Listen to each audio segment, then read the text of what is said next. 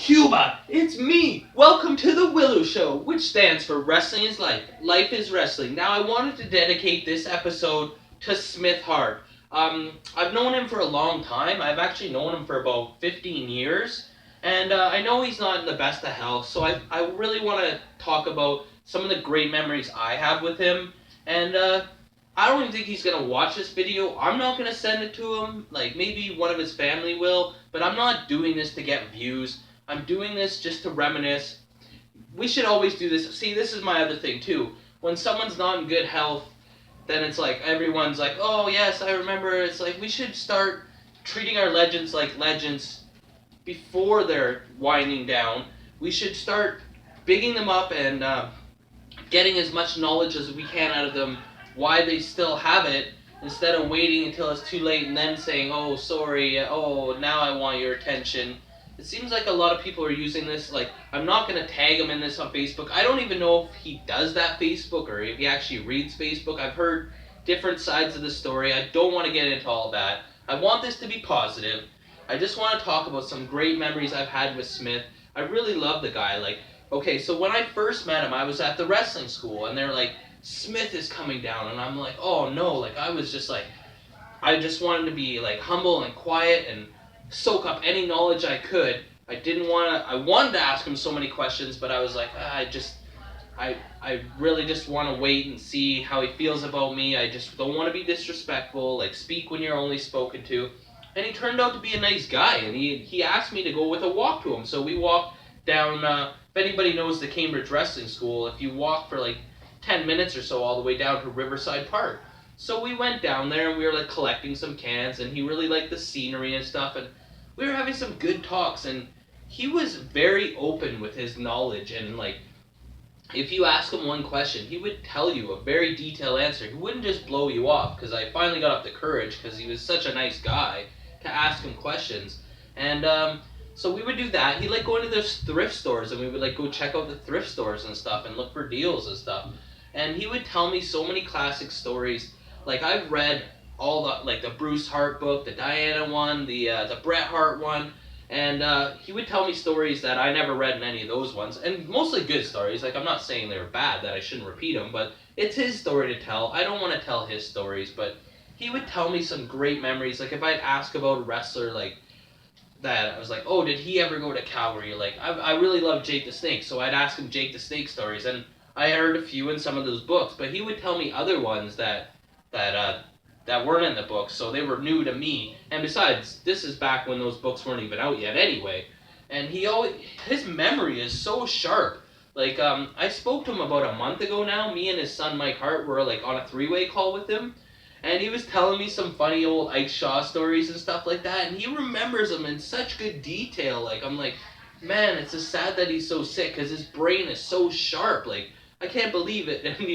And I'd be like, I'd try and like ask a question in the middle of the story. He's like, hey, save the questions for later. Like, let me finish my story. Like, he enjoys telling the stories, and he's always been so great to me. Like, I was always worried about, like, especially when he saw me wrestling, or he'd come in the ring and he would like show me. He really taught me how to forearm good. Like, before it'd just be like hit the guy in the chest. He's like, this is how you make it sound. He is very like knowledgeable when it comes to like mat wrestling and the basics and like psychology and stuff. And he like blew my mind. Like, he spent like 2 hours in the ring with me one day, and I felt like it was like 2 years more of training than I had gotten. Like, he's very knowledgeable, and so I still to this day, like, in honor of him, I don't do punches very much. I try and do forearms and make a good sound, and I don't even have a big thick arm like him, but if you do it the right way, you can.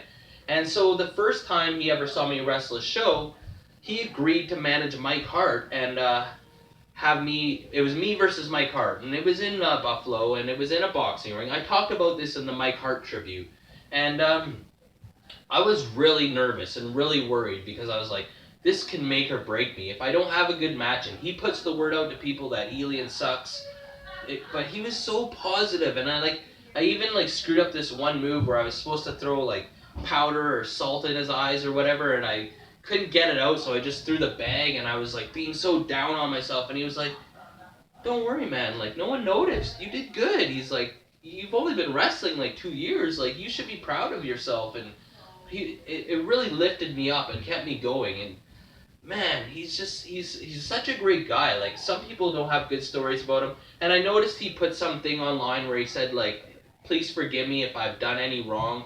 He really hasn't done anything really too bad. Like, he got suckered in by Ike Shaw and promised the world, and then Ike Shaw took advantage of that before we all found out what Ike Shaw was really like. But he really is a good person, and I know he always just, it must have been so hard growing up, as like the Hart family itself was so hard, but he was the firstborn, so everybody expected more of him and looked up to him. And when he did wrestle, he was a great wrestler, but he was always the creative, like, he always was good at booking and putting together matches and stuff like that. Like, he was a good wrestler too, but I just feel like that was where his bread and butter was. And I love hearing about the stories, like, of him in Puerto Rico wrestling with Brett and Brett's book, and them driving Andre the Giant. But I know he always just wanted to make his dad proud, and I have to say, honestly, I think your dad would be so proud of you, Smithy. Like, why wouldn't he? Like, you're a good person. You've never, like, done anything horrible to anybody. You've always treated people with respect. And as far as, like, going far in the business, I don't know. Like, I don't know Stu, obviously, but I know Stu wants people to be in wrestling if they love wrestling, but I don't think he expected all of his kids to be in wrestling. And if they're not, I think he's still proud of them. And Smith was, like, one of the only ones that stayed living at the Hart House for such a long time. So he got to be around Stu when a lot of people, not because they didn't want to be around Stu, but because they were out traveling the world and doing their own thing. And I just wish, like, I hope he gets healthy. I hope he beats this, because we need some books from Smith. Like, I know he was doing the podcast for a bit and stuff, and I just want to hear his stories more. I want to get everything out of him. But, like, I know we shouldn't bother him now because he's not in the perfect health. We need to make him better again. I'm glad he's gone into the full-time care, because then, like, you know, it's 24-hour, people can watch him, and I think he can beat it. Like, he's a fighter. He's a Hart. Like, he can beat this and overcome it. That's what I'm hoping, too. I'll never give up that. Like, I don't think he'll ever watch this. And the best thing about him, too, is I hadn't seen him in, like, 10 years. And he came to, like, a PWA show to cheer on his son.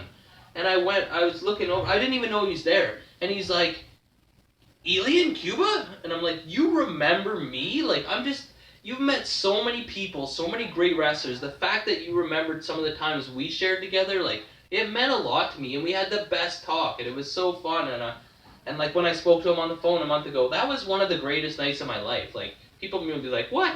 But wrestling is my life. Talking to a legend like Smith Hart on the phone for an hour and a half, 2 hours or whatever, like, that just makes my day. That's something I will tell my grandkids about. If I ever write a book about wrestling, that would be included. Like, but he's just a good person, and he always treated me so well, and with such respect, and, like, very positive too. And I just, if you did for some reason watch this, I doubt you will, but if you did, Smith, I just want to say thank you for being a good person in my life, for, like, being a good influence on me, for just sharing some of your wisdom with me and your stories, and a lot of times just making my day. Like, I would phone, like, when you first moved to wrestling school and you're like 18, 19, 20 years old, and some of your friends, you're still in contact with them, and they know you're wrestling, and, like, I would brag. I'd be like, honestly, like, I just hung out with Smith Hart. He's, like, sitting right next to me. Like, I would totally name drop and brag about Smith Hart all the time, and his son, Mike. And I was just proud to know him and call him a friend. So thank you, Smitty. Get well, man. Keep fighting. We need you for as long as we possibly can. We need you around. You have so much knowledge. We want that knowledge. I do. I guess I'm just speaking for myself. Anyway, this was my tribute to Smith Hart. It's just about times I've spent with him. I can't speak on all the other times. I just want to speak on the good memories I've had, which is episode 89 of The W.I.L.L.I.W Show. Thank you for watching. Remember, like, or you get a leg drop. Comment, or you get a clothesline. Subscribe, or you get a suplex. I'm your host, Elian Habanero. I love wrestling. Cuba!